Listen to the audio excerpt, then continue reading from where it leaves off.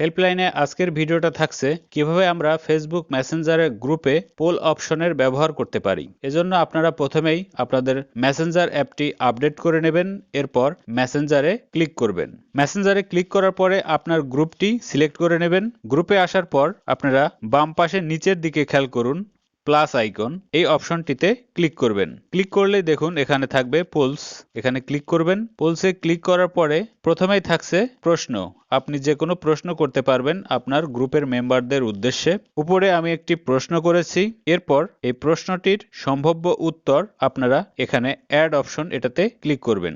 একটি অপশন পূরণ করার সঙ্গে সঙ্গে নিচে আরেকটি অপশন অন হয়ে যাবে, আপনারা ইচ্ছা মতো আপনাদের অপশনগুলো দেবেন। এখানে আমি 3টি অপশন দিয়েছি, আরো অপশন কতগুলো দেয়া যায় তার জন্য আমি আরো 20টা দিয়েছি, তারপরেও আরো অ্যাড করা যাচ্ছে। তো এখানে আনলিমিটেড হয়তো। অপশনগুলো দেওয়ার পরে আপনারা নিচের দিকে খেয়াল করবেন ক্রিয়েট পোল, এটাতে ক্লিক করবেন। আমাদের পোলটি তৈরি হয়ে গেছে। এখানে ভোট দেওয়ার সিস্টেম আছে, কিভাবে ভোট দেওয়া যায়। ভোটে ক্লিক করবেন, অপশনগুলো আপনার যেটা পছন্দ হয় সেখানে টিক দিবেন, একাধিক দেয়া যায়। তারপর সাবমিট। এখানে একটি অপশন দেখতে পাচ্ছেন মোস্ট লাইকলি টু, এখানে ক্লিক করুন। এখানে আপনার গ্রুপের সকল মেম্বার থাকবে। এখান থেকে যদি আপনি কোনো মেম্বারকে এই ভোটিং এর বাইরে রাখতে চান, সে ভোট দিতে পারবে না, সেক্ষেত্রে আপনাকে এখান থেকে আনটিক করে দিতে হবে। আমি 3 জনের ভেতরে একজনকে আনমার্ক করে দিলাম, এই মেম্বার আর ভোট দিতে পারবে না। ভিডিওটি ভালো লাগলে অবশ্যই লাইক কমেন্ট দেবেন, শেয়ার করবেন বন্ধুদের মাঝে। আর যারা এখনো আমার চ্যানেলটি সাবস্ক্রাইব করেননি, অনুরোধ রইল সাবস্ক্রাইব করবেন। ভালো থাকবেন, আল্লাহ হাফেজ।